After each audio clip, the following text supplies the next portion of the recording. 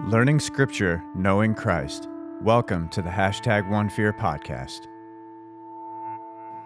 Hey everyone, welcome back to the #OneFear podcast.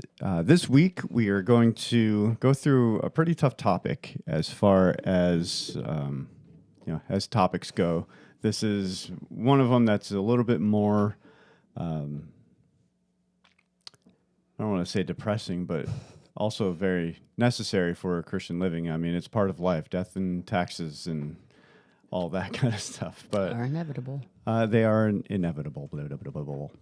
So this week we're going to talk about grief because how many weeks ago now? It'll be 8 on Sunday. It'll be 8.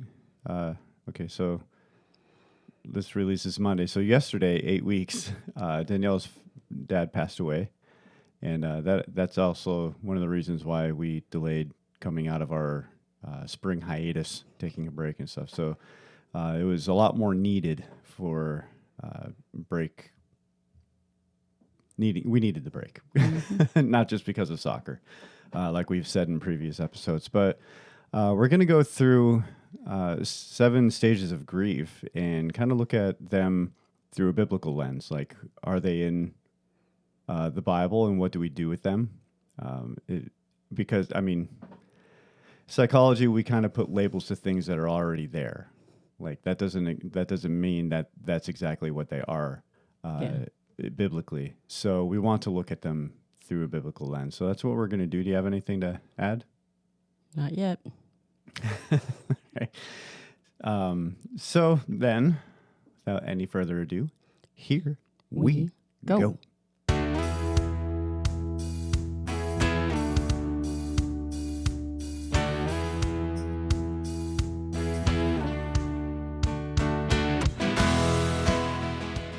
So, which mug do you have this week? I have my wonderful mug. My wonderful mug of books. No. It's just a bunch It of them. has like Secret Garden, Emma, Persuasion, Pride and Prejudice, Sense and Sensibility, Little Women. It's my favorite. Yeah. I have my Take Over the World Cup. It has all these random facts on it. That was probably really loud. Sorry. Yeah. It gives you stuff like the area of the circle is pi r squared. It tells you how to Morse code SOS. Yeah. I think it has all the Morse code. You know that. Oh, there's even under the handle here, there's stuff on there. Music notes. Yeah. That's my Take Over the World mug. It has a crack in it too. Well, Hopefully sad. it doesn't start leaking. Well, But, great. But to segue into our topic of grief, that's kind of what grief does. It shows little cracks and things seep out of it. You know, like the emotions come out. Isn't that right? Every day. Every day. a lot some days, a little less than others. But I'll let you, since these are all your notes, I'll let you take control. Great. I mean, not let you, but Thanks. these are your notes, so you're taking control. And yeah, go ahead. Well, we've talked some about grief when it came to like miscarriages and stuff like that. Because there's not one person that escapes grief. And what's really nice is talking to different people that get it. Like they get, just because you grieve one way doesn't mean somebody else can't grieve the way that they're grieving. And the whole, it comes out a little bit every day. It doesn't always look like it's grief. For me, most of the time it's anger or exhaustion. And yeah, well, it is very exhausting. Like there's a Yeah. lot that goes into the process of grieving, physically and mentally and spiritually. there's a lot of it that goes into the process of holding it in. Yeah, there's appropriate times. Yeah, when you're in the middle of the grocery store and someone says something just that irks you, not even connected to what you're grieving over, and it's just like, oh, how do I hold that back? Well, you walk out of the store and call somebody. So, I don't even. You should hear all of. Hopefully that doesn't go through. They're getting our trash right now. Hopefully. Or recycling. Yeah. Hopefully they take it. I'm sorry, that derailed my thought process. Oh, I have actually a lot of friends that have also lost their dad. And what's nice, I don't think it was not nice, but I've had one who came up to me and gave me a hug and said, "The dead dad club sucks." And I was like, that, no other words for it, really. And then another one who we had like some conversation on Facebook, and she just was like, she's thankful for the people that we have each other and we understand, but at the same time, it's like you're thankful but not thankful because you wish you didn't have to have that. Yeah. But what's nice is with those people, none of them have belittled my experience, as in coming from a lot of other people. You get at least he's not in pain anymore. At least he was old and lived a good life. At least and it's one of those, I get it. Like I'm thankful that he lived a long life. I'm thankful that he's not in pain anymore. There are a lot of things as a Christian to be thankful for in it, but it doesn't take away the grief of that relationship lost. Like, am I supposed to celebrate that my dad is dead because of all these great situations that it removed him from? Yeah. So like some of my friends, their dads died in very devastating, shocking ways, but not one of those people went, "Well, you should just be thankful that your dad didn't die like my dad died." And I just feel like there's a lot of that kind of attitude in culture, of almost like the bigger and better type of thing. But in this case, it's like, well, either I'm better than you or I have it worse than you. Yeah. Because it's so prevalent in every other area of life. Like, we compare ourselves to everybody else to see whether or not we're the ones that are better in some area. Yeah. And it's like, oh, well, they could be better in another area because I don't focus on that. But they cannot be better than me in another area. Yeah. Like, even with grief, it's like my grief has to be more important. Yeah. All grief is important. It is. And that's another conversation I've had with people, is that it hit me one day that I said comparison is also the thief of grief. We always say it's the thief of joy, but I was like, it's the thief of grief, because you sit there and you go, well, maybe I shouldn't feel bad because I have a family, I have a job, I have this. Like, I don't have all these other horrible situations that are going on. And I've had several friends who were like, no, you are allowed to feel that. Like, even though my whole family, like, I'm not Job. I didn't lose everything. I'm not living in a third world country where I'm actually fleeing for my life. Like, because that's where my brain goes. Like, well, maybe I shouldn't actually be allowed to feel much of anything because, like, people have it worse. Or you'll be okay. Well, I know I'll be okay. Like, there's nowhere in me that's going, oh, I'm going to curl up in a ball and not survive anymore. Like, but it's almost like it's not a belittling, but I don't know if it's just that people don't know what to say or do, but it's those kind of comments that then put you into a place of, questioning makes me angry. And, and that happened with like the miscarriage and stuff too. It's interesting because I was like, I really pray that with everything that we ever go through, good and bad, that it just makes us better at walking alongside other people going through similar things, and not, well, look, I made it through, you'll be fine. Yeah. And I think that's what, and I think with some people, maybe they didn't have that. And maybe it's them not having processed their grief ever because they never got the people that came up beside them and let them feel whatever and say whatever and, not be shocked by anything that might come out of your mouth. And so for them, they've gotten hardened, and it's just that, well, I did it, so can you. Yeah. And in that case, I'm heartbroken for those people that maybe didn't have the support or the outlet for whatever they went through. But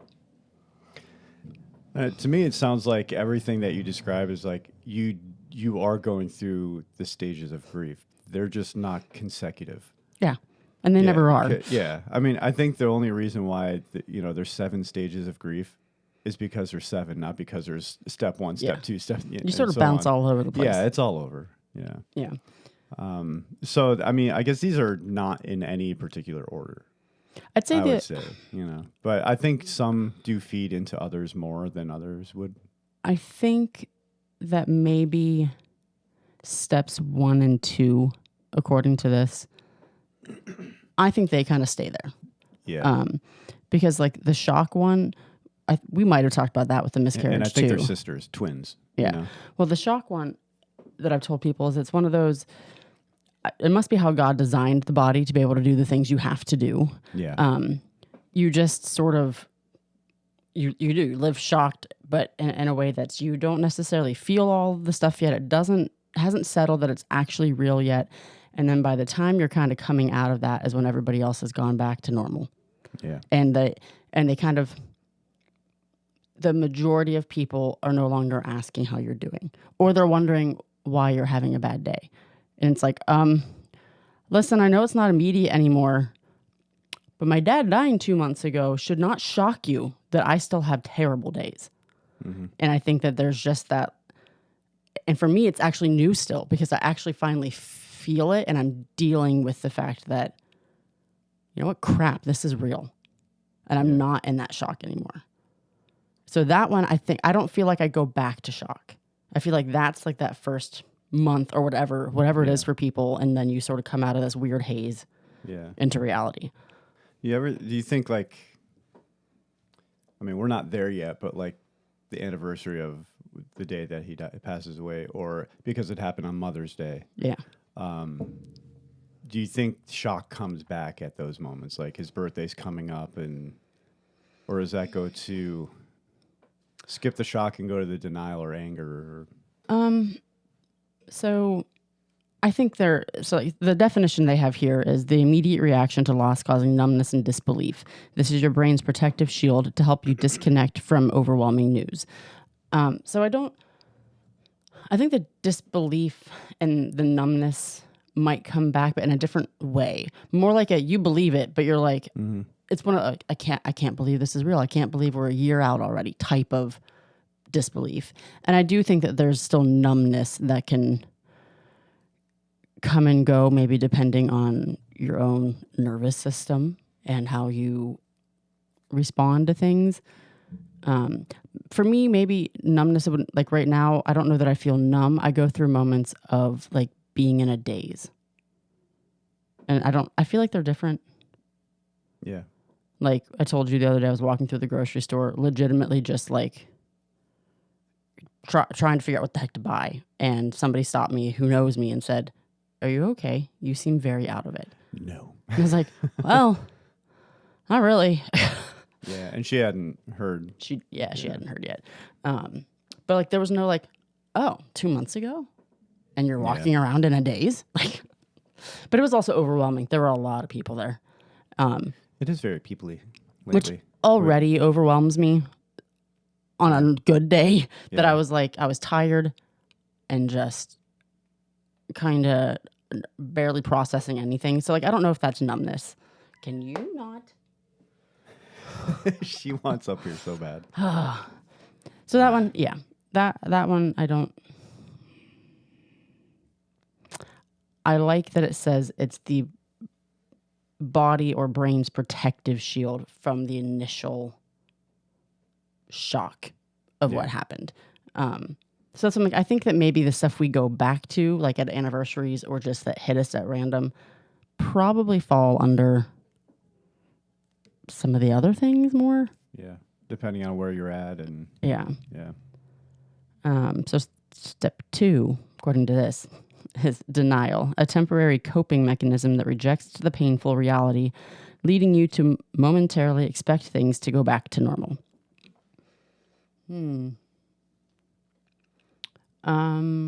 Yeah, and I think when we expect things to go back to normal, like I think COVID really smacked people in the face and like we were forced to understand what normal means. You know, like a lot of people are like, I just want things to go back to normal. And a lot of people are like, well, this is normal. And other people are like, this isn't normal. We need something brand new. Yeah. So in denial, like when it comes back to like that hope or longing for things to go back to normal. but there's this missing element in order to do that. Yeah. I think, and that can also, I'm looking at it in a very personal way when it comes to going back to normal, because I have recently been hit with the whole first month or so. Even though I couldn't talk to him, it still almost felt like, well, we've had so many times that he was in the hospital for like a month at a time. And like last March, unless I went to the hospital to see him in person, he wasn't in a very good state to be able to text or anything. So it wasn't like I was at home texting him. I was there a lot. But it was just sort of one of those where I think it's kind of finally been long enough that just the other day I was like, he's actually gone. So that's my normal, where it was like he's not coming home and filling in his chair again.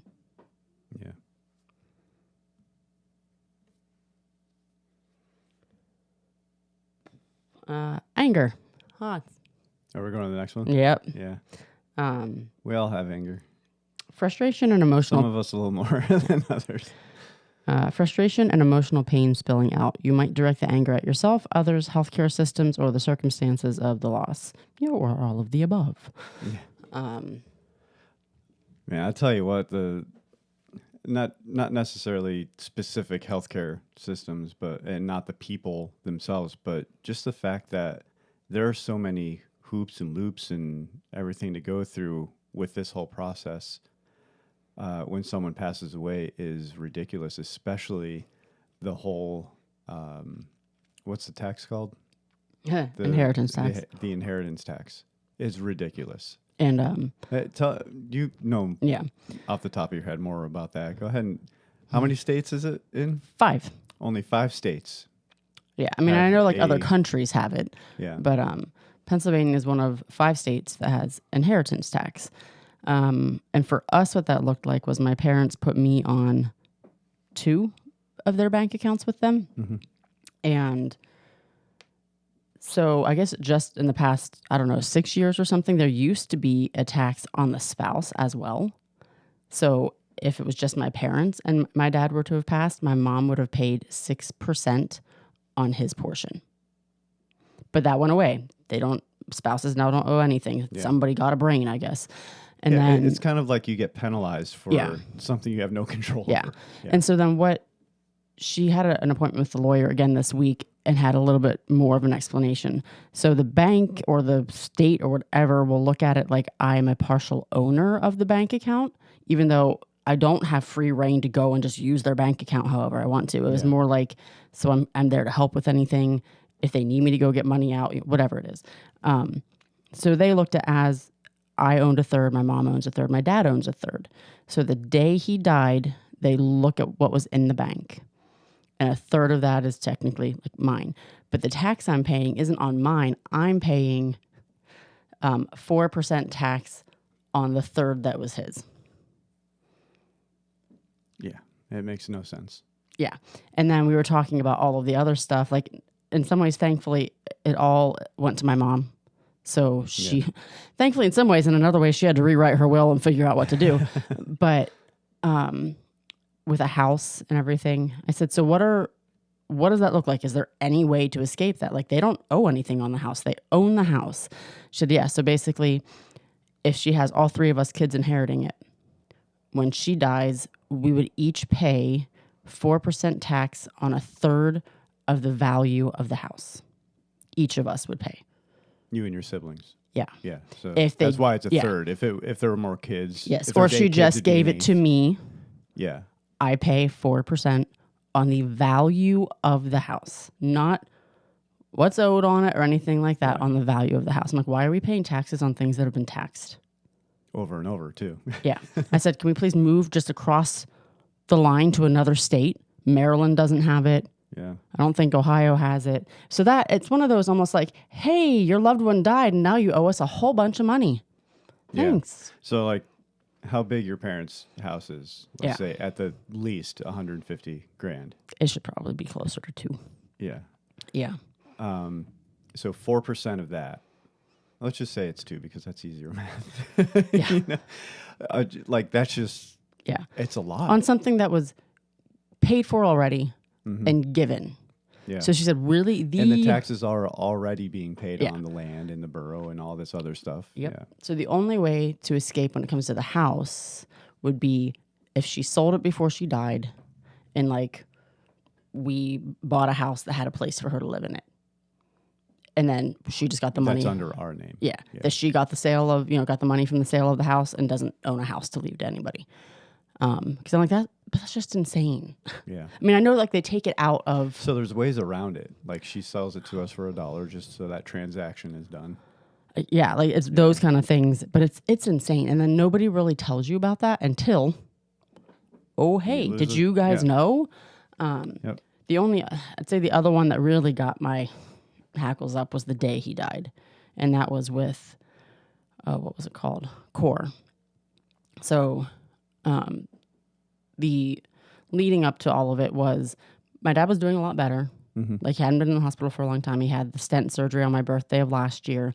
And even then the doctors were like, we don't know if this buys him months, years. Like we have no idea. But he had like a 99% blockage in his heart at the time, but hadn't been in the hospital.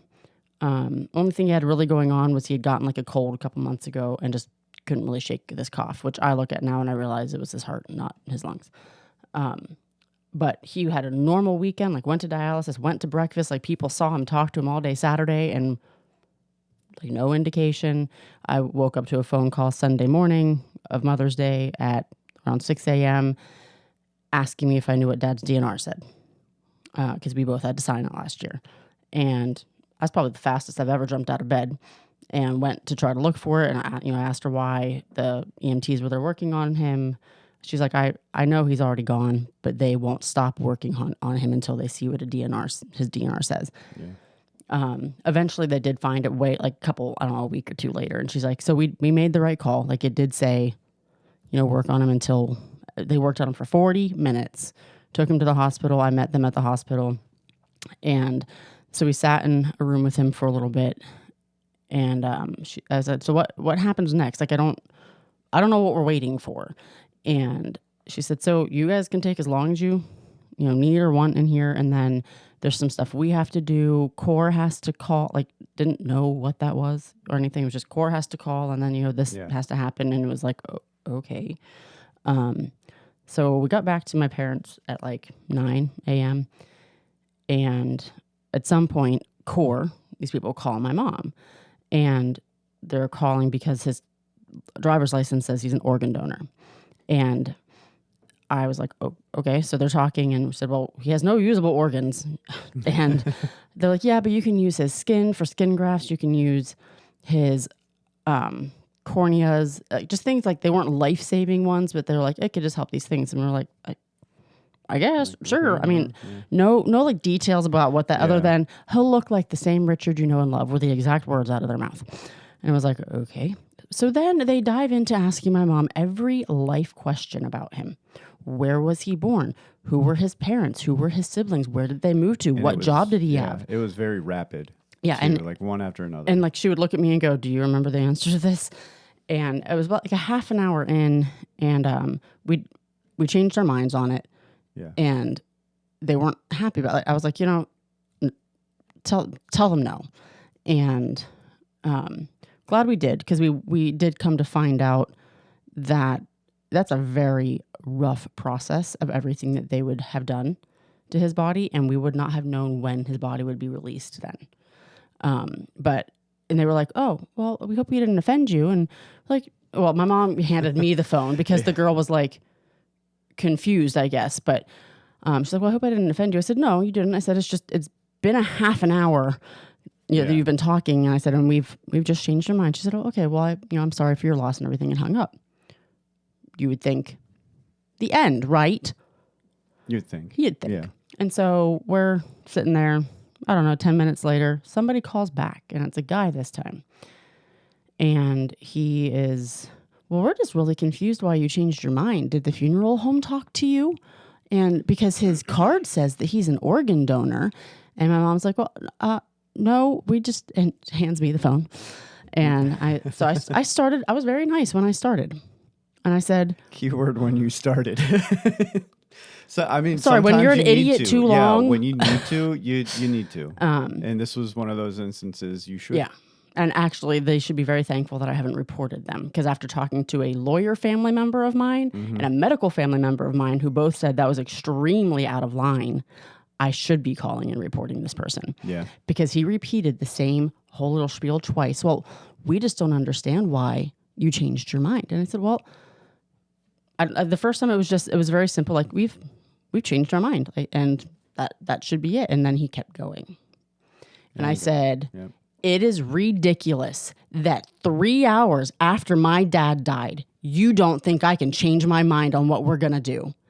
I said, we said no, do not call us again. And I hung up on him. And then I called the hospital and I let them know, because they have to wait to hear from CORE for CORE to tell them, well, they said no or they said yes, and then they can release his body. The hospital's also fined $10,000 if they don't report people's deaths to CORE. Really? I didn't know that part. Yeah. That sounds diabolical. Yeah. So that like pushed me like, whoo. And my mom goes, that's why I gave her the phone. And I said, yeah. I'm like, that was ridiculous. And so I called them to just let them know, hey, I talked to them. Here's what happened. We talked to them. We said no. They called back. We said no. So I'm letting you know, if they call you and say anything else, our answer was no. Yeah. And she was like, okay, noted. But I was just like, And punch him in the face while you're at it, too. Yeah. I just was like, he better be glad he was on the other side of a phone. And not on the other side of a desk. Yeah. Because it's angering. I mean, and I'm not a violent person, but I'm like, but at the same time, I have no idea. I honestly don't know, in that situation with how I was feeling, somebody being that stupid. Like, that's not insensitive. That is stupid. Yeah. Like, it's one thing for somebody to just not know what to say to you. Yeah. There's something demonic behind that kind of thing. Yeah. And like to get, because they probably get money, and to get money based off of people's just starting to grieve. Yeah. You know? And that's why I'm like, that's demonic. I can't believe he called back. That is the part that gets me. Yeah. Like, I can get in the initial phone call being like, being like, okay, but like, when you call back and push a family for why they decided something about their deceased loved one, like, no, not okay. So that, like, put me in a great place to start that week. If you're listening and, remember this, like, record your conversations when it comes to this kind of thing, because, oh man, you could have some expenses paid for. I'm not that kind of person, but when it comes to this, that is just, and we're talking about the stage of grief that is anger. And I've always taught, when it comes to anger, it's hurt, fear, and frustration. I see all three of those coming to fruition in this whole situation. Yeah. It is frustrating. Like, get the point. Like, catch on to what's going on here. It's hurt. You're hurting because you just lost someone. 3 hours previously. Yeah, and the fear, it's like the questioning of, like, what's going to happen now? How do I do this? This is like brand new that I have to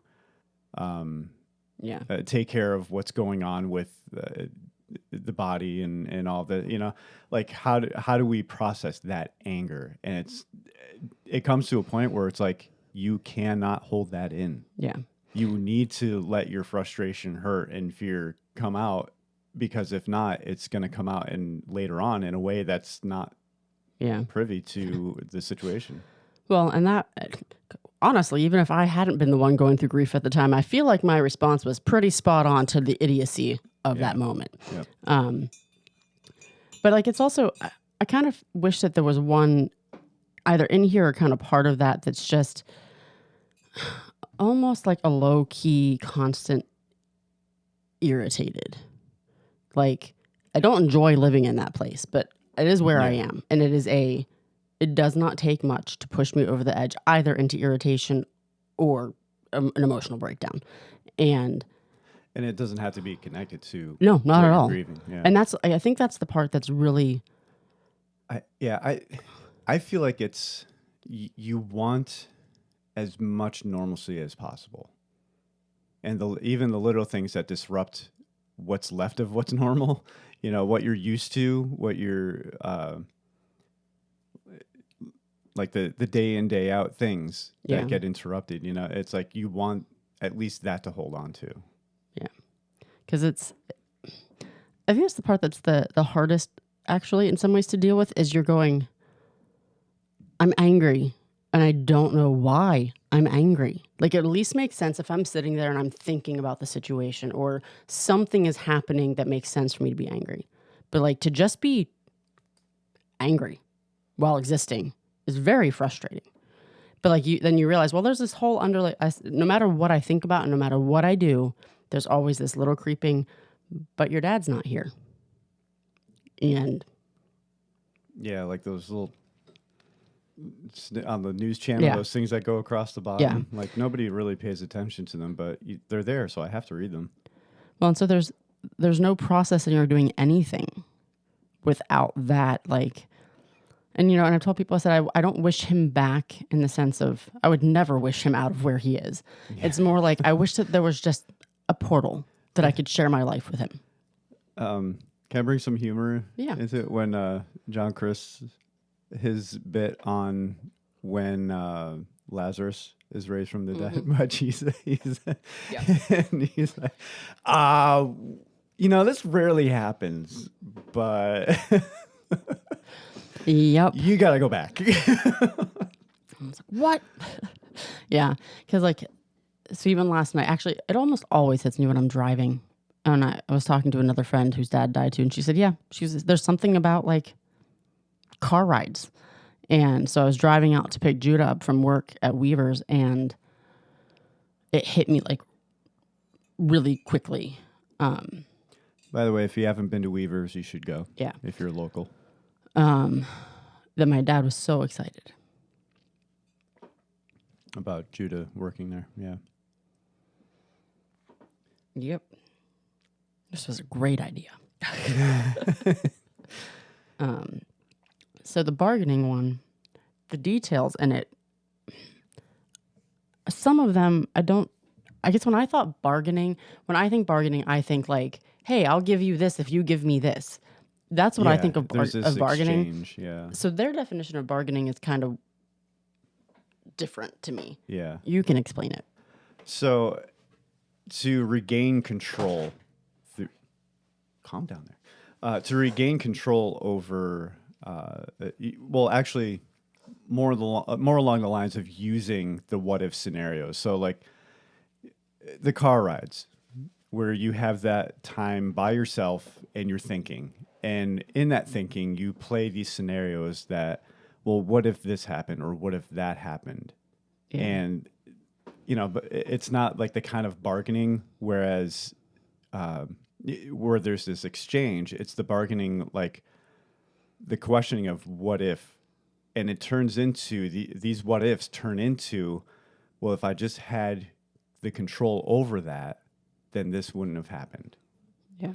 So the bargaining is really a wrestling with having control over what could have happened or what can happen as well. Because a lot of this stuff, like we've experienced, like what now? Like how do we do this? This is brand new to us. So how do we do this?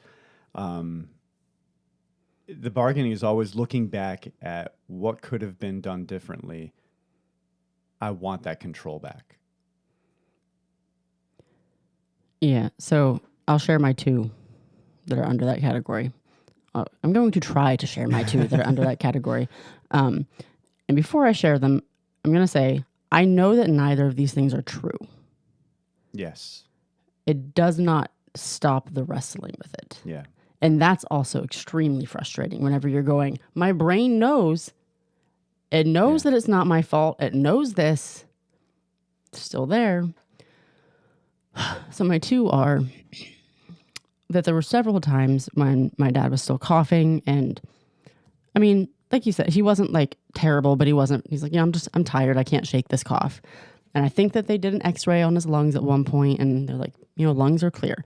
Several times, like, you know, a little thing was like, it's probably his heart, because when you have congestive heart failure, you also cough. Yeah. Mm-hmm. But like then this other part of me that would kind of go, But I mean, like, he's seeing his doctors, like, which is weird because normally I'm the one who is like, give me your doctor's information. Like, I went to some of my dad's appointments with him. I asked all of the questions that annoy every medical professional ever. But I'm thorough. And I've learned to be an advocate for myself, and I've learned to be an advocate for my family. And if I annoy you, I don't care. And so there's a part of me that looks back and go, why didn't I say something? Yeah. 2. So we went out of town for a wedding the day before he died. And my sister, I don't know if they ended up coming up. We had talked about doing Mother's Day on that Saturday. And I went, oh, well, we'll be out of town for a wedding. And I was kind of like dealing with this. I wanted to go to see my best friend, but like there was this, that part of me that's like, we're so busy all the time. I'm so tired. Like, do we really have to go to this? And it wasn't because I didn't want to be there. And like, so I would want to make that clear. There was no like, I'm doing this against my will. Like, it was just. It's more along the lines like, we want to make sure we come across, like, it's important to us. Yeah. So we want to make the choice that everybody knows that they're important to us. Yeah. Yeah. And it was like, we want to be there for you. We want to be at this thing. It was more just the thought of like packing and driving and getting there. But then this thing that hits me that goes, I should have stayed home. Yeah. Because the last time I talked to my dad was the Wednesday before that. So those are the 2. Wish they'd go away. It'd be great if they'd go away. But I am thankful. He saw the kids a lot. I think the other thing that I struggle with is that they lived 3 roads away. I didn't see him as often as I probably should have. The kids did. I mean, they were there, and like Soph told me that the Thursday before. So I worked 2 days a week, and so when Mom would have the girls, she would usually take them over there to make him food and whatever, and it was just easier for them. Yeah. So you get to see them a lot, and which is great because like I didn't grow up seeing my grandparents on, like, we saw them a handful of times a year. Yeah. But like Thursdays, he would always go for coffee with Jeff down at Beans. So Soph would end up seeing him there at work a lot too. And Gemma, for some reason, has been wanting to learn Romanian. And Soph is like, she wants to learn all languages, I think. Yeah. So we have her narrowed down to 1 or 2, I think. For right now. For now. But so Gemma will randomly like, can we do Duolingo? Can you teach me how to say this thing? And so she said, well, she told me like a couple of days later, she's, Mom, the last thing that Gemma said to Papa was, I love you, Papa, in Romanian. And I said, oh. It's so cute. I was like, did he know that's what she said? And she goes, yeah, he heard the whole exchange because he was about to leave. And she said, wait, Papa. And ran up to Soph and said, Soph, how do you say I love you, Papa, in Romanian? And I was thinking, I worked that whole day. So talked to him Wednesday. Then I had work all day Thursday. And then we were packing and then leaving early the next morning. And there's this part of me that beats myself up. Like, why can't I just call him or send him a text? Like, why are our texts only every couple of days? Yeah. But then I did realize, I'm like, there's very few people, like, if you didn't live with me, I don't know that we would even have texts like every day about things. And it's mainly just, I think when we're that busy too, I don't always stop. And like half the time I have to stop myself and go, oh, I didn't respond to this person, or I have to do this thing. Like when I'm not as busy, so like our schedule is slowed down quite a bit, I can remember those things a little better. But I just was thinking, like, I was at work from 8 to 3:30, and then I go to my cleaning job from there, and then I get the girls, and then I pack, and then I do these things. And then we left Friday morning which he knew, because he had said, have a safe trip. I hope you have a great weekend. And it just, I guess I look and I'm like, okay, should I be beating myself up about the fact that I didn't text him every day? Or that I didn't text him between Wednesday and Sunday? It was more like, I knew I'd get a text from him on Mother's Day. We were expecting to see him on Mother's Day. Yeah. And I did look, I had posted our pictures when we were leaving Friday. So we drove home in a storm. But I posted our pictures from the weekend. And it hit me like later the next day or two. And I went, I'm going to go on and see if my dad liked these pictures, because he was always one of the first people, because I think his phone gave him a notification when certain people posted. And he was like the first or second person to have liked those posts. And that was like 9:30 p.m. Saturday. And he was gone by 6 a.m. Sunday morning. So those are like my... And I did talk to another friend who lost her dad a couple years back. And she said, technology, while it's great, has also added, 100 years ago, people were lucky if they had one family picture. They didn't. So it's one of those, she's like, we put these expectations on ourselves, because I said the last last picture I have with my dad that I can find at least is right before he went in for surgery on my birthday last year. But I said, but also, I have a picture of him holding the dog in November. I don't remember taking any pictures on Christmas Day, but he was over, because our neighbors came over and they sat by him and chatted. And you're in the mix of it, and it's just one of those. That's another comparison thing. I look at all these other people who are like, they have pictures all the time with their parents, with every little thing that they do. And I said, well, she's like, you're doing life with them though. You see them. And I said, there's if I were to go over and get a picture with my dad, every time I saw him, it would be me and him sitting by his chair and him not feeling the greatest. Yeah. And so there's a part of me that's at least relieved in the fact that it's like, well, it's not like we went and did all of these amazing things with him and I never took a picture with him. Yeah. But I do value pictures. So I don't like pictures of myself that much, but I would like to be more intentional, because when I sat to look through pictures and it hit me that I could not find a recent one of me and my dad, it made me mad. And then there's me, who I'm thinking she is consistent with taking pictures and stuff. It's not of me. Just in general. And then there's me, who's like, I barely ever take pictures. Yeah. Yeah. And I think it's more like, I would like us to both be more intentional with what we're taking pictures of. If you have to step up your game, I need to. Well, just if you see something that's this is a cute moment. And I want to think of it more like, when I'm gone and the kids are looking for memories or something that will help them process, are they going to find a whole bunch of pictures of just themselves, or of dogs, or of trees, or of flowers? Or are they going to see, this is a picture of dad sitting and reading a book with me, or mom sitting and cuddling? It can be normal, but I'm realizing how much I'm living off of the memories from when I was little. I'm going through all these pictures that we have. I think we can go back to that when we get to number 6 for the testing. Okay. Yeah. So after the bargaining is depression. And I feel like that's one that is there throughout, maybe not as recognizable when you're in shock and denial. But depression is deep lingering sadness, fatigue, and withdrawal. This is a natural reaction to the immense weight of the loss. So you just got a new watch. It's not an Apple Watch. I know, you almost disowned me. Well, I don't have mine anymore, so we'll call it even. So, the one function on there that shows your battery, not the battery of the watch. My battery. Your battery, your energy. And tell us about how it just went down real quick from whatever it was. Oh, I had to drive to a doctor appointment in Hermitage on Wednesday. Oh yeah, okay, now I remember. And it was, so I'm sitting in a car. I'm not doing anything, I'm not running a marathon. Yeah. And I drove on 80 against my better judgment and got to this point where my exit was 2.5 miles ahead. And I'm in the passing lane, and then the road veers off for construction. Yeah, because there's always construction. Yeah, with no solution ever. Yeah. And so then that lane took me past the exit that I was supposed to get off of. And I was already going to be arriving just on time.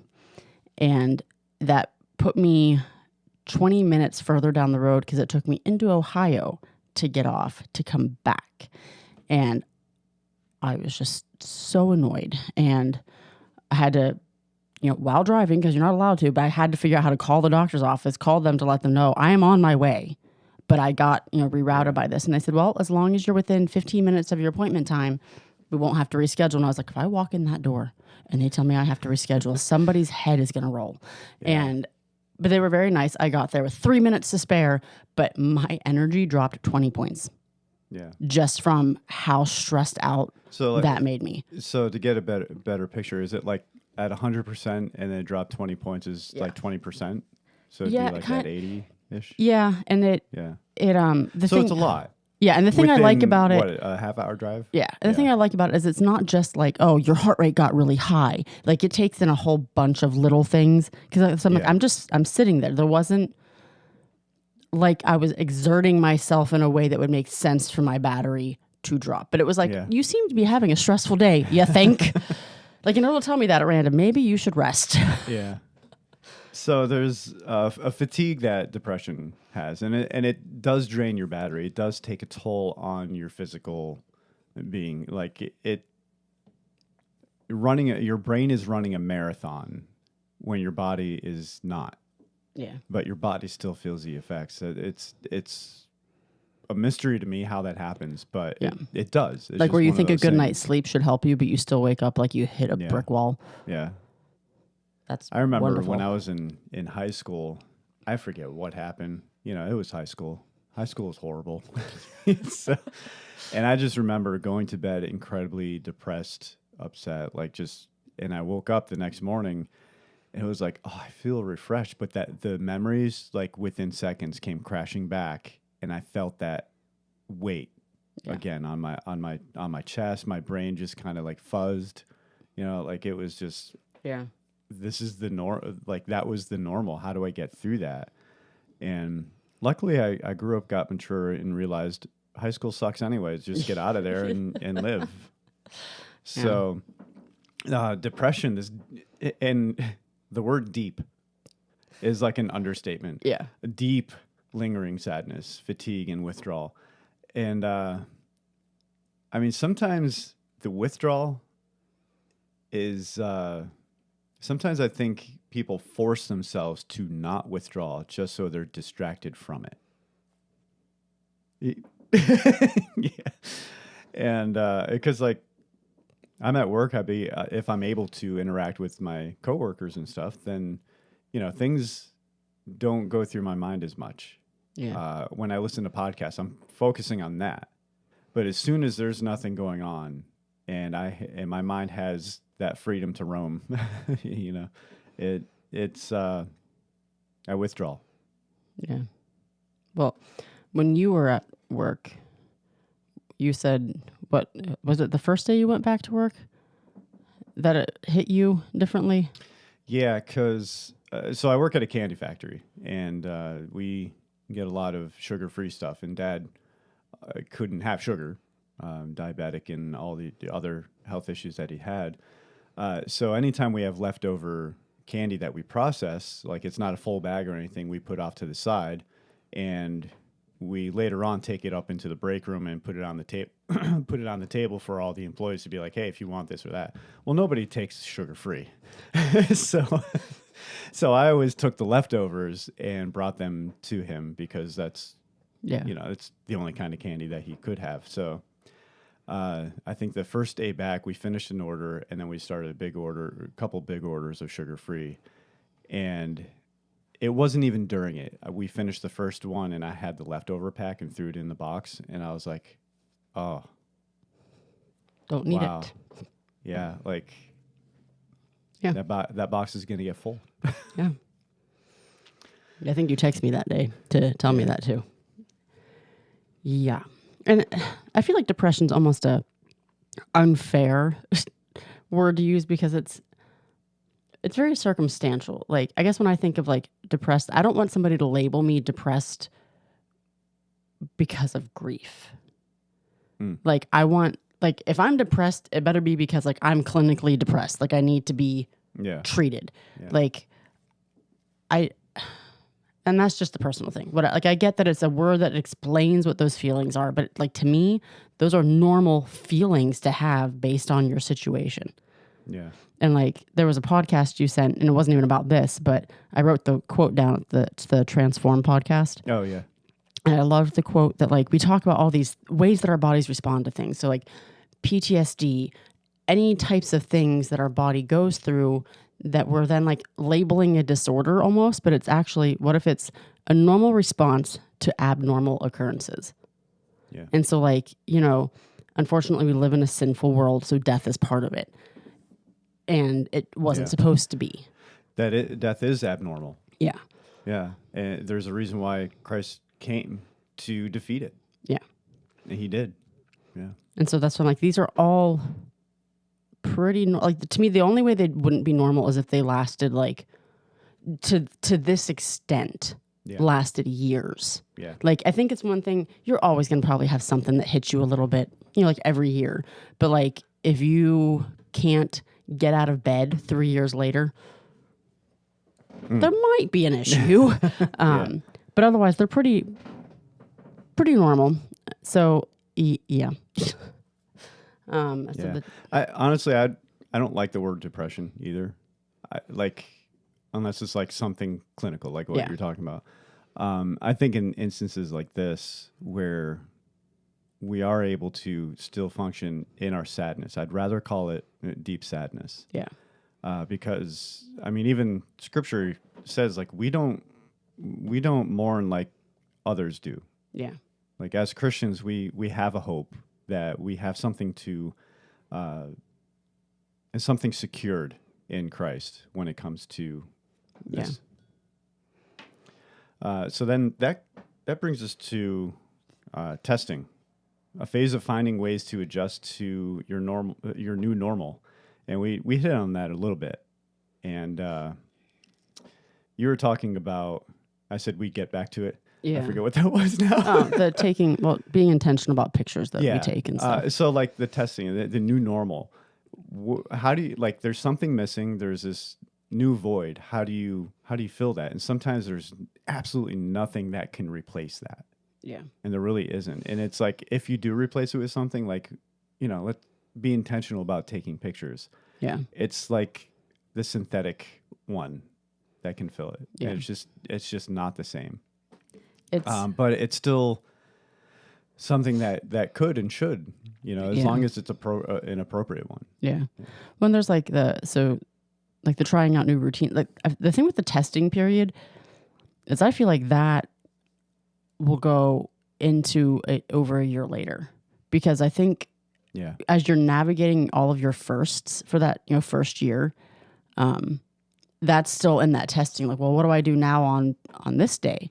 So like Father's Day, we went mini golfing. My mom paid for us all to go mini golfing together and get ice cream, because when my dad could still walk well, we used to do that all the time. My dad used to take me golfing all the time. So like Judah and I started going and hitting a bucket of balls, and he loves it. And he's getting good. Yeah. Too. And I was like, I forgot how much I love doing this, and it's very therapeutic, and probably a healthy way for me to vent my anger. But then like, so his birthday's in 2 days, and we've already talked about like, what are we going to do? And, so we might end up just doing golfing again if it's not raining, just cause it's like, this was something he loved doing. And, but then like my birthday is in 5 days. And so we always were birthday buddies. Yeah. And I always told him I was your late birthday present. And like, we both love angel food cake. It was our favorite dessert. When my Uncle Walt was still alive and he'd come out and visit, he always visited this first week in July. So he was here over my dad's birthday and my birthday. So sometimes we'd get together and just do like here's our little birthday dinner type of thing. So just kind of navigating all of that of like, what does his birthday look like now? Like, what do I do? And what do I do on my birthday? Because, yes, people have made fun of me for how much I'm like, what are we doing for my birthday? It's the one day of the year I ask for people to give me attention. Like, I don't, I'm like, to me. Because you don't like attention. No, but like, shouldn't. Yeah, you don't like the camera on you. But why would it be weird for me to be like excited to actually want to do something with people for my birthday? Yeah. Like, I don't know. It's just, I'm like, I'm sorry. I feel like I have to defend myself now that and like, I don't even ask for crazy things. It's more just like, hey, it's my birthday. What are we doing? And like, maybe I should return those gifts then if you don't want crazy. Listen, like my parents would text me and call me the minute I was born, every day on my birthday. Like my mom would be at work when I was a kid and would call me from work at 11:13 a.m. and say, "Hey, you're officially the next stage. Happy birthday." But I grew up with them. We never did anything crazy. I only ever had one birthday party in my life, but I always felt special. I always felt like they were intentional and we are celebrating you. So maybe that's also some of it that I'm like, my parents were just really good at making sure that I felt loved. So it's going to be that first, because last year's birthday was a crap show. Between that's when he had his surgery. So I was at the hospital for 4 hours with him, hoping he made it through. And he did great with flying colors. Got home, found out Gemma broke 2 of her fingers. I spent another 3 hours at the hospital. And so it's kind of like, let's redeem this birthday. And then I realized, oh, well, there's now, I mean, it doesn't mean I can't enjoy it, but like there's this, now underlayer of that. So this whole upcoming week will be interesting. Yeah. And the phase of testing too is it's an interesting one too, because it's like when you think of testing, like like in science or mechanics or something like that, like, well, let's test it and see if this is going to work. And if not, like something's going to go haywire. And that's kind of what is happening with this testing. It's like, all right, well, let's try this new thing that's in place of the former. And let's see what happens. Because you don't know what's going to happen. And sometimes it could go haywire and sometimes it could work. And sometimes going back to like the bargaining and depression, sometimes you don't want it to work because you just want what it used to be like. So the testing is like what you said. I think it's much later on too. Yeah. Because it comes to that point where are you ready to accept the new? Not just I'm just going to try things, but like what's going to happen if it does work or if it doesn't work? I get made fun of for this, but my favorite Disney movie is Tangled.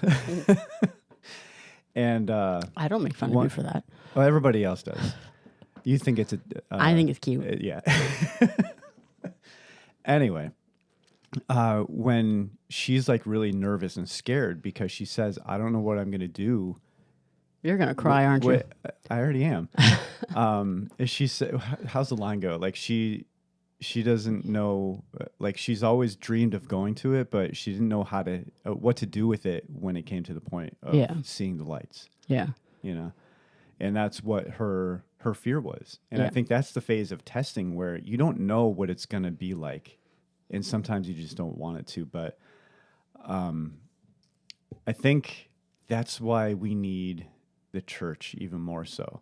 And not just in the processing grief, but in all areas that are new, where others may have been there. Others may not have been there, but they're going to be there to encourage and strengthen you in ways where without that, it'd be so much harder. And, we don't grieve as the rest of the world grieves. As Christians, we have each other. And I think that is the most powerful thing. I think it was you that brought it up. Like, I don't understand how people can go through this without God. Yeah. Yeah. I mean, it would be. Yeah. And without the church too, like don't forsake the coming together, as Hebrews says. Yeah. And, one part on here, I'm not even going to talk about the acceptance and hope part yet because I haven't, that's a thing that's on there. I'll eventually get there. Yeah. The other part that I'll bring up that I know it's not just me that it happens with. So is the physical effects of grief is something I'm dealing with. And which is really annoying. Like my nervous system has just lost its mind. And having extra flares of Raynaud's, numbness in the hands and arms, and lots of head rush headaches, and I don't even call it a tight chest because it's not like I went to the doctor and he goes, "Do you have any pain in your chest?" And I went, "No, it's just a little tight." And he stepped back and looked at me, and I went, "It's not pain." Yeah. And he goes, "Somebody telling me they have tightness in their chest doesn't make me feel good." And I was like, "Okay." I said, "I don't know how else to explain it." I said, "I'm very aware of my breathing. Is that bad?" Yeah. Well, I mean, you breathe differently when you're stressed, Yeah. when you're angry. You know, like how you breathe really matters, because when you breathe, you're actually using muscle. I think a lot of people don't realize that. Like muscles are being used.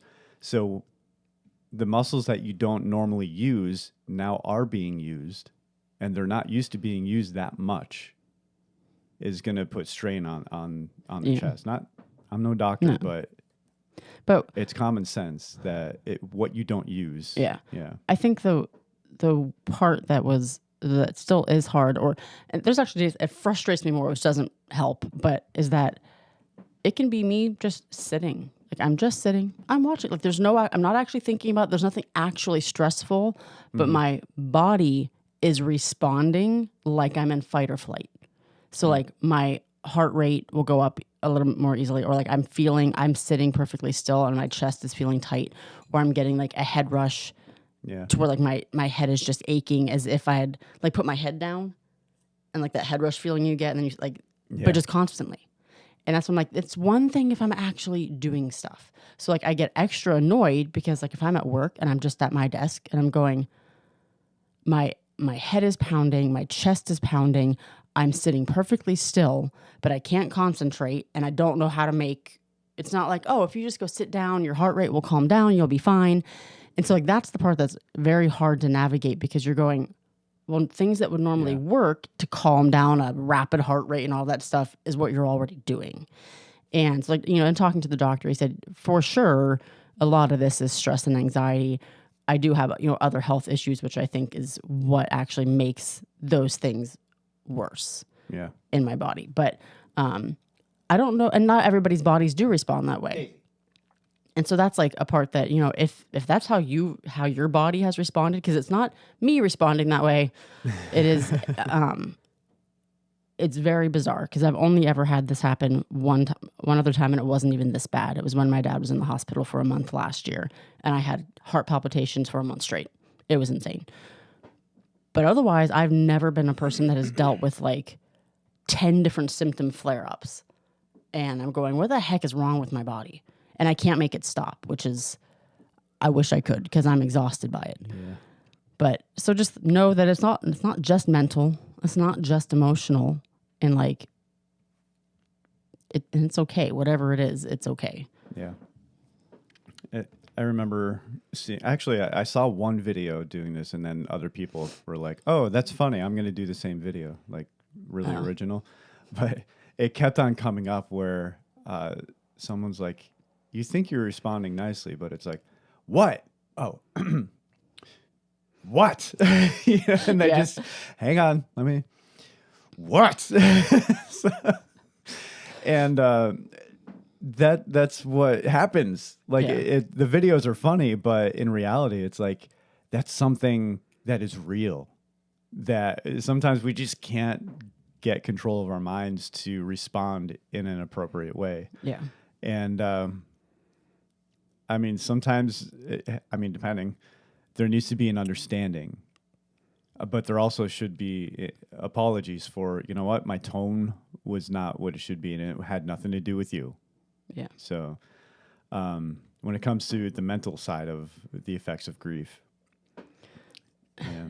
So when you are going, so I was actually going to ask you, I know it's long, we can split it up, it doesn't matter. When about an hour, I think. Because you haven't lost your parents, but you lost grandmas, one in particular that you were close with. Yeah. And then, but you were I was in fourth grade when. So you were like Rilla's age, or maybe a little older. And then like when Dulcie, or maybe fifth grade. Yeah. And then when Dulcie died it was still a loss. But like, would you say that these things all happened for you? And the grief stages and all the sorry, I was like, yeah, that happened. Oh my gosh. Sorry. Wow. Yeah, for my grandmother, I just remember my parents got home from visiting her in the hospital, and it was like, all right. And the doctors called them back, like, you better get back. Like, this may be it. So Mom was like in tears, and they left. And I just remember my siblings kind of just going with the flow of things. Like they were just doing their normal thing. And I don't know, there was like some spiritual sense that I had that like, I think this is it. And I remember back then, Hootie and the Blowfish was the thing. That was, I don't even remember what song it was, but it just like, it hit me in a way that was like, this is what's going to happen. So my parents didn't get back till late, so I had already been in bed. And the next morning, I woke up and I think my mom woke me up and said, like, yeah, she passed away. And I just remember rolling back on my side and crying. Yeah. And that was one of the 2 times that I cried over losing my grandmother, because it was like, that was my safety net. She was my my rescue. Yeah. Wasn't she kind of like that for all of you guys? Well, all of you kids. Yeah. Yeah. I mean, for me, it was different though, because of how much angst my brother brought to the family. Yeah. And she was my escape. She was always someone that I could go to for protection. And I remember the day of the funeral, I had not cried since, and then since waking up in the morning. Yeah. And going to the viewing, I just remember my one sister saying, I just don't want to go in. Like, I don't know how to, and she started crying. And I was just like, I'm going to be solid. I'm not going to do it. You know, and they're all like not even getting into the building, and we're already crying. And I just lost it. Yeah. And like, even when they say it, like, you know, she looks exactly the same, it's just going to be different. Yeah. You know, and yeah, that's true. Yeah. But how do we do that? And since then, it was like growing up, it was really, really hard with how things were with my brother. Like, I think he was the most devastated because she was his stability in some sense. Yeah. And after she passed away, he, you know, when you replace things that are new, he replaced it with drug abuse. Yeah. You know, whereas I took the route of video games, I guess, was my drug. Yeah. if you want to go that route. But it was like I needed that new escape. And I think that's, you know, getting into different stories within video games, and the Wheel of Time, that later on starting to read the Wheel of Time, because that years later, it was even the effects of how not having a good escape. Yeah. And this blanket of protection that was in my grandmother that was gone, and I didn't have that one. I did have others, you know, like my parents, yes, they were there, and being at church and stuff like that. But it just wasn't the same, because I could just leave my house and go down to her house, which was like a stone's throw away. Yeah. Maybe 2 stones throws. But yeah, like the lingering sadness lasted because of the not being able to escape more precise. I don't know, what's the word? Like in a better way to get away from the kind of abuse that I got from my brother. Yeah. You know. And then as far as my cousin, Dulcie, she was my cousin. How old was I? It was right before I met you. You were 24, I believe. 23 or 24? Yeah, she would have turned 18 the next month. Yeah. Very shocking, and was in a car accident and passed away on scene. And it was like, she's my little buddy. You know, we went shopping together every once in a while, and it just had funny stories with each other, the few that we had. Because, I mean, like you said, she was just about almost 18, and it was shocking that now we don't have that. Yeah. You know, like, yeah, it was like totally random. Like, hey, let's go to Walmart, or let's go up to the mall, you know. But now, like, that randomness was gone. And I just remember seeing my cousin coming down like, hey, she was in an accident off the road. And I hopped into the bed of the truck. They didn't even know I was back there, but I was like, that's my little cousin. And got there, and the fire department people or whoever it was that was on scene saw us come up and getting out of the car. And I remember like them turning like, oh, I didn't know that you were back there, like shocked. And then they like tackled us to hold us back. Like, don't go over there. She's already gone. And I still hear my cousin's cry voice. Yeah. Like, whew, Yep. gives me chills. That was totally different in that loss. Shortly after, I think that day or the next day, I was involved with a youth group, and we were doing a camera scavenging hunt. And we saw the pictures. I'm in, or actually, it was later on because I was my birthday. Was it? Her funeral was on my birthday. Yeah. So it was kind of like, it was a couple days later. So I was in suit and tie. Well, not suit, but I had the button down and the tie and everything, and went to do this picture scavenger hunt. Yeah. And I have all those pictures somewhere still with me in this button up shirt and tie and dress pants. And it was like, I had a big smile on my face, and I felt so guilty. I felt horrible. Yeah. That's, I think, one, which I don't know what that would fall under in this, because they do talk about like how guilty you can feel to still be able to enjoy life. Yeah.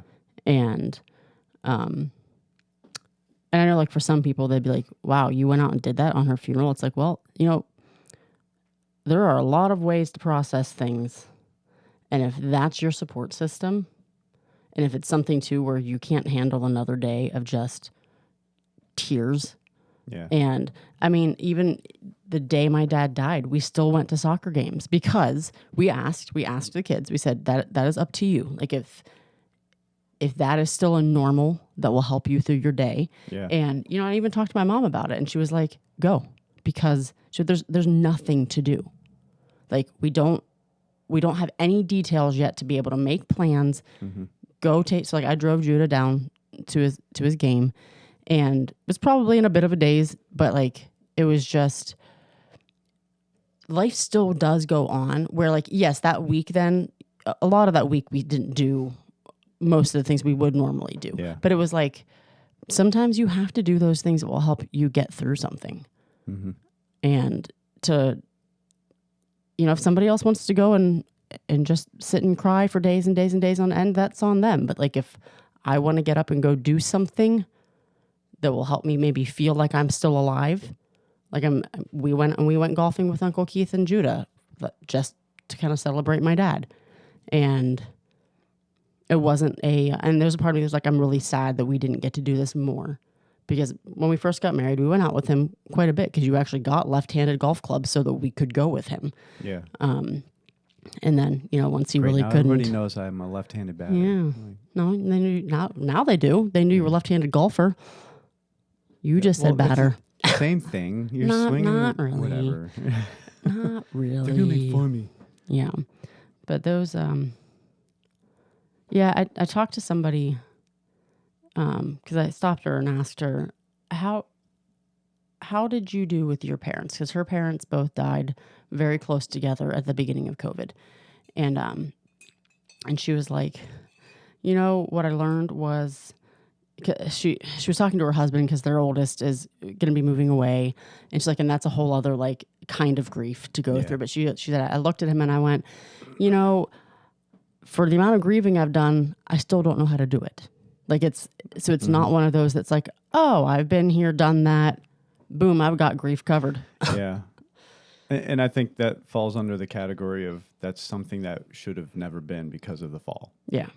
Yeah. Yeah. And like, I think that part of grief taking so long is because you're grieving the person, and then you're grieving the future. Kind of like when we talked about with losing babies, is like we yes, we're grieving the person, but we didn't have a relationship yet with them. A lot of the grief is what you thought was going to, what life was going to look like. What could have been. Yeah. So it's those things that are hitting too. We're like, man, Dad's not going to see Soph finish school.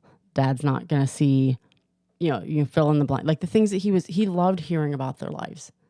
And like Soph said, yeah, she goes, I tell myself the one thing Papa told me, like, tell yourself you're like about driving, because he's like, you know, tell yourself you're confident and you'll get there. Like if you drive like you are confident in what you're doing, you'll eventually actually be confident in what you're doing. Yeah. And she's like, and so when I drive, she's like, I hear Papa telling me that.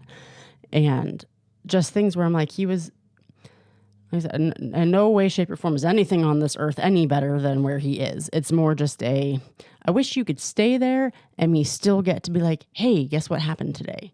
Yeah. And it's like, I think, man, he would love like this whole 250th birthday stuff. But at the same time, I'm like, he's still better where he is, though. It's more like, I wish he was here for me to get to experience those things with him. So the last one is acceptance and hope. Coming to terms with the reality of the loss. And like you said, it's like, that's still coming. Yeah. Yeah, it's still a thing. I mean, even how many years later, I have gotten used to my grandmother having passed away. And like, I don't know how it would be with my mom. You know, I think years and years later, I remember her saying, like, I still wonder, what would my mom say? Yeah. You know, that kind of thing.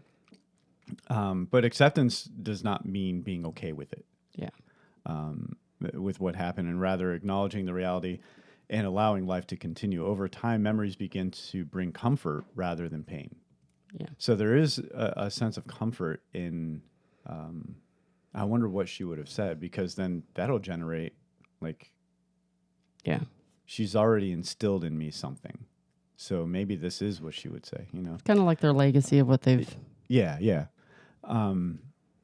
As far as my cousin, like the hope, it was always a question, like, you know, as a Christian, we have a loved one that we're not sure whether or not that they're saved. It was like a couple days or weeks later, I don't remember, that we heard that the youth group that she was a part of, that she, you know, professed her faith in Christ. And it was shortly before she was in the car accident. And I just remember having such a sense of relief. Yeah. You know, that I'll be able to get to see my cousin and tell her, like... Yeah. Yeah. Because she... I don't know if I ever told you this. She wanted me to date one of her friends. Nope. Yeah. And it was like, I think that's a little too young.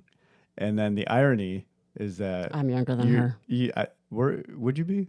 I am 11 months younger than her. So same grade. Yeah. But so it's the irony. Yeah. Yep, that's what you get. Yeah. Yeah. So, I mean, we brought the Bible in a little bit with the grieving. The thing is like one of the main verses that people use from the Bible about grieving and mourning is not for this kind of grieving and mourning. They use the... Which one? The mourn with mourn with those who mourn. And and the other one, the Psalm where grief comes in the night, but in the morning. What is that one? Because someone made it into a song, so I always forget how joy it actually comes goes. in the morning. Yeah, and that one does. I think that one doesn't fit either, because verse 5: "For his anger lasts only a moment, but his favor lasts a lifetime. Weeping may stay for the night, but rejoicing comes in the morning." Whereas, like, why would God be angry? Yeah.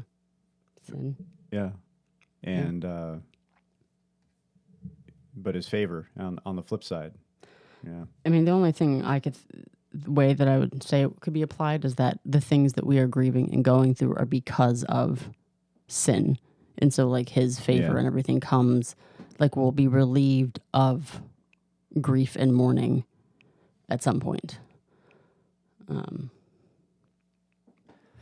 But I mean, we're going to keep this one episode. We're about an hour 20 or so, and grieve well. I mean, ugly cry if you need to. That's fine. Yeah. But when it comes to grieving and it's brand new to you at a level that's higher than what, being upset about something else, Yeah. or saddened by a guitar breaking. It's something. It is something. And, but don't shy away from the body of Christ when it comes to grieving. Find those who will grieve with you. Let those who, when it comes to mourning, find those who will mourn with you. There's a story in the New Testament where Jesus raises, I think, the young girl, where they have professional mourners outside, and they laugh at him like, "Oh yeah, she's just sleeping, whatever," And it's like real professional, But those who will recognize the reality of things with you and walk through all of that with you, because denying it doesn't work. No. Yeah. And I think expectations too. Like, don't expect to either not be feeling a certain way or to be feeling a certain way. And like I said, I think, if you're over a year out and you are responding in a negatively strong way, like if my anger issues are still what they are every day this year and I'm a year and a half out, I probably should get some help. Like, it's one thing if it's like, like a flare up, but like, even a year or more out, it is okay to have hard days. And I think sometimes it's just, why aren't you over that yet? Why is that bothering you so much? And, whatever it is, I said there's different levels of grieving. Maybe even different types. 'Cause like the amount of stuff we've talked about that, like, yes, you grieve opportunities, you grieve dreams, you grieve these different things. But at least for me personally, after going through this, those their importance has paled in comparison. Yeah. Only because there's a part of me that goes, I don't care. I just wish my dad was here. Yeah. And so it's not that you shouldn't grieve those things, but it's just that I look, and my grieving over those types of things has been very different. And it should be, because I'm grieving a human made in the image of God, not I didn't get the job I wanted. I didn't get to move where I wanted. I didn't get all A's. I didn't, whatever it is that we grieve over. It's not that they're not important, but they should never be held higher than a human. Yeah. And so that there's just this part of me that's going, yeah, those things are great. That'd be great. I can be sad about them, but I'm a heck of a lot more sad that whatever it is I'm going through, I don't have him here to share it with. Yeah. That's about. Cat's being weird. I made it through okay. We both did. Yeah. One tissue, one very well used tissue. I just use my sleeve. Oh. All right. Well, thanks for listening, everyone. If you have any comments, questions, and or concerns, you can email us at onefear2021@gmail.com. And you can find us on Facebook and follow us there. Share the episode if you can to get those algorithms going. And we greatly appreciate that. And I think we will be trying to do some other types of social media at some point. Let us know about the video too, because we're experimenting. I got new gear and I have no idea what to do, how to use it. And we are in no way thinking that this looks super professional either. No. So I was thinking about hanging my sword over above the window. Yeah. Maybe it'll look more professional that way. Yeah. We're also it's just not us though. So I feel awkward if we try to be super professional. We are not professional, so we should not try to be professional. Because then it would look really bad if we were sitting here in like a suit and I was in a dress and I was like, look how amazing this is. I don't do makeup. I don't either. So all right. Thanks for listening, everyone. And per the usual, live such good lives.